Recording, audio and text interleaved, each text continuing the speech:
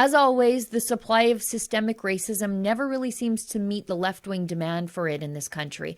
Today, I can show you how the Liberals know they're trying to fix a systemic racism problem that just doesn't seem to exist in Canada, but that is not going to stop them from throwing a pile of your money at it.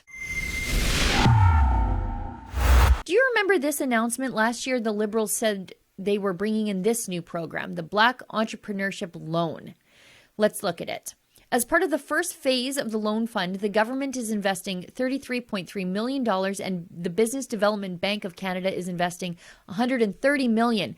As part of the second phase, the Royal Bank of Canada, BMO Financial, Scotiabank, CIBC, the National Bank of Canada, TD Bank, Van City, and Alternative Savings have committed an additional $128 million. The Black Entrepreneurship Fund is administered by the Federation of African Canadian Economics, a federally incorporated not-for-profit. FACE was created by several prominent not-for-profit Black-led business groups, namely the Africa Centre, Black Business and Professional Association, Black Business Initiative, Côte de Neige Black Community Association, and Group 3737. So this loan program is administered by these other organizations, but it's funded in part by the feds and then a bunch of banks. Is any of this necessary? Justin Trudeau seems to think so.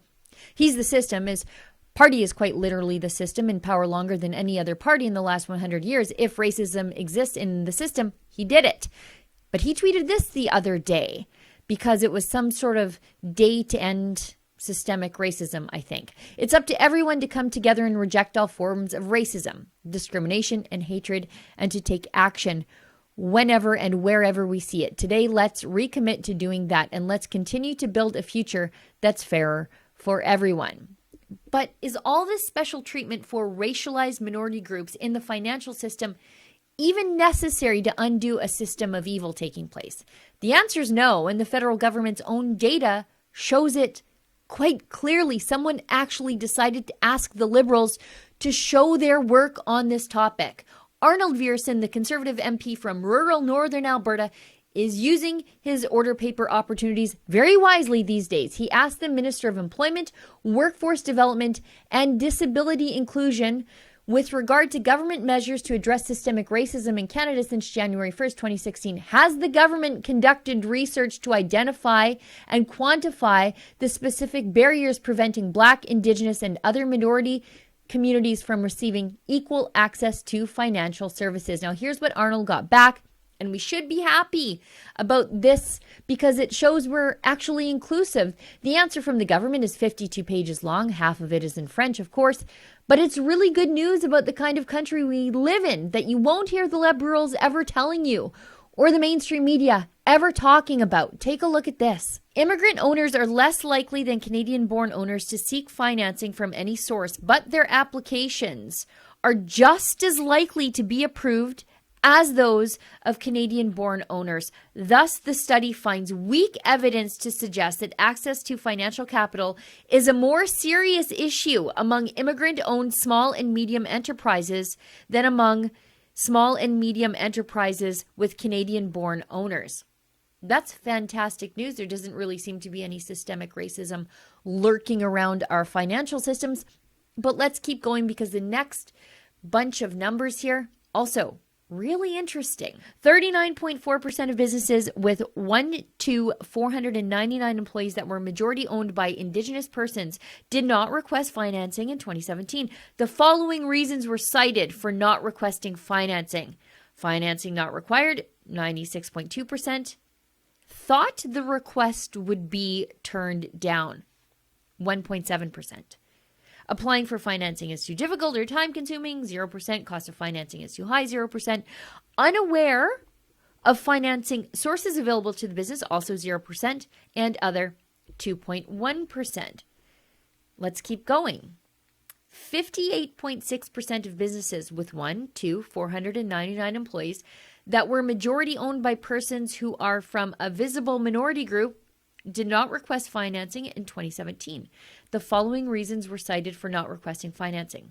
Financing not required, 86.8%. Again, these people didn't seem to think that their request would be turned down. Thought the request would be turned down, just 1.7%. Applying for financing is too difficult or time consuming, 2.9%. Cost of financing is too high, 1.7%. Unaware of financing sources available to the business, 3.3%. And other at 3.6%. Now, here's where things really get interesting. The comparison to the overall general entrepreneurial population. In comparison, 52.9% of all businesses owned by anybody, really, of any background or color, if you care about those sorts of things, with 1 to 499 employees did not request financing in 2017. The following reasons were cited for not requesting financing. Financing not required, 91.1%. Thought the request would be turned down, 1.3%. Applying for financing is too difficult or time consuming, 1.9%. Cost of financing is too high at 1.1%. Unaware of financing sources available to the business, 1.2%. And other, 3.4%. So as you can see here, basically throughout the general entrepreneurial population, and when it is segmented by immigrant status or racialized demographic, there seems to be no real difference with the entrepreneurs thinking that they would be turned down for financing. Now, don't get me wrong. There are real racists out there. Not a lot, but I mean, just look at Justin Trudeau.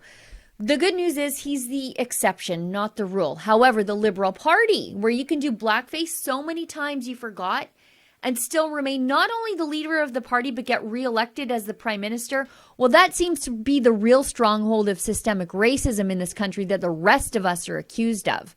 For Rebel News, I'm Sheila Gunn Reid. Did you know that there are stories that we cannot show you on YouTube? There are certain topics that we just cannot touch, and if we do, they will cancel our YouTube channel altogether.